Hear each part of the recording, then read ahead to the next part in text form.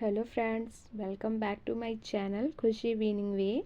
Myself Khushi, and today we are going to learn about gynecological instrument जो gynaec procedure में use में लिए जाते हैं। तो चलिए देखते हैं।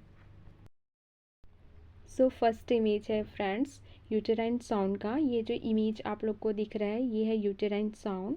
इसका यूज़ यूटेराइन कैविटी के लेंथ एंड डेप्थ को मेज़र करने के लिए किया जाता है। ठीक है।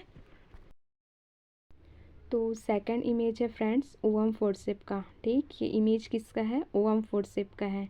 ठीक है।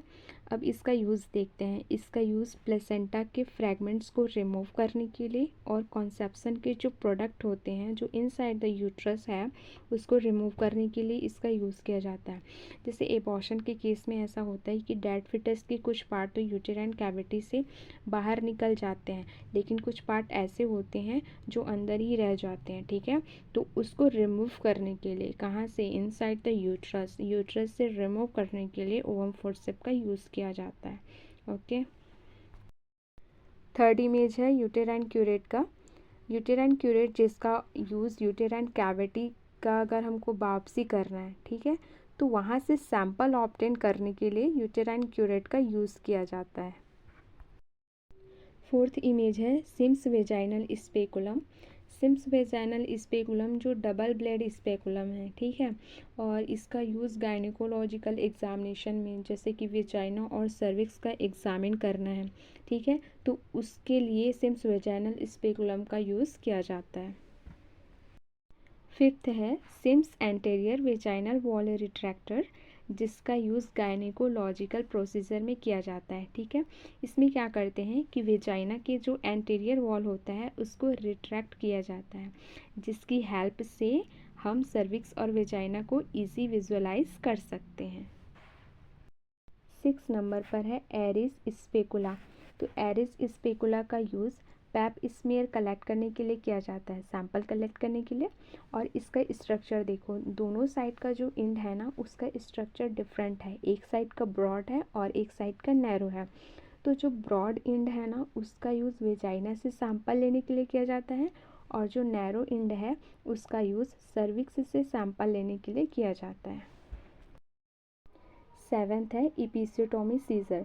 तो इपिसियोटोमी सीजर का use second stage of labour में इपिसियोटोमी करने के लिए किया जाता है।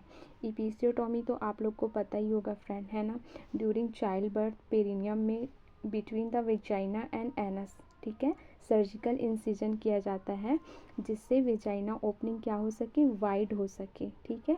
और इसको सेकंड स्टेज ऑफ लेबर में जब क्राउनिंग होता है तब किया जाता है, और ये कुछ स्पेसिफिक मेडिकल सिचुएशन में किया जाता है, जैसे कि शोल्डर डिस्टोसिया हो गया, या तो सीवियर टीयरिंग, मतलब पेरिनियम को सीवियर टीयर होने से प्रिवेंट करने के लिए, फिटल डिस्ट्रेस हो गया, तो ऐसे सिचुएशन में इपिसियोटोमी किया जाता है। ठीक है। तो उस प्रोसीजर में इपिसियोटोमी सीजर का यूज़ किया जाता है। 8th नंबर पर है कस्को स्पेकुलम। ये एक self retaining double blade vagina speculum है, ठीक है, जिसका यूज़ वेजाइना और सर्विक्स को एग्जामिन करने के लिए किया जाता है। 9th नंबर पर है अम्लाइकल कॉर्ड कटिंग सीजर, जिसका use after delivery umbilical cord को कट करने के लिए किया जाता है। 10th है फर्गसन ट्यूबलर वेजाइनल स्पेकुलम। ये एक ट्यूबलर स्पेकुलम होता है, इसका स्ट्रक्चर ट्यूब लाइक होता है। ठीक है। इसका यूज़ वेजाइना के इंटरनल पार्ट का एग्जामिनेशन करने के लिए किया जाता है, जिससे हम वेजाइना और सर्विक्स को ईजिली विजुअलाइज कर सकते हैं। ठीक है। इससे हम वेजाइना के इंटरनल पार्ट्स में यदि कोई एबनॉर्मलिटीज़ हैं, जैसे कि वेजाइना के टिश्यू का एबनॉर्मल ग्रोथ हुआ है, या पॉलिप प्रेजेंट है क्या, या वहाँ पे कोई इन्फ्लामेशन प्रेजेंट तो नहीं है, ये सारी चीज़ों को हम क्या कर सकते हैं? इंस्पेक्ट कर सकते हैं। ठीक है।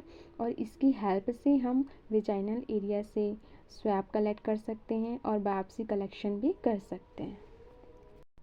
तो ये रहा फ्रेंड्स गायनिकोलॉजिकल इंस्ट्रूमेंट का पार्ट 1।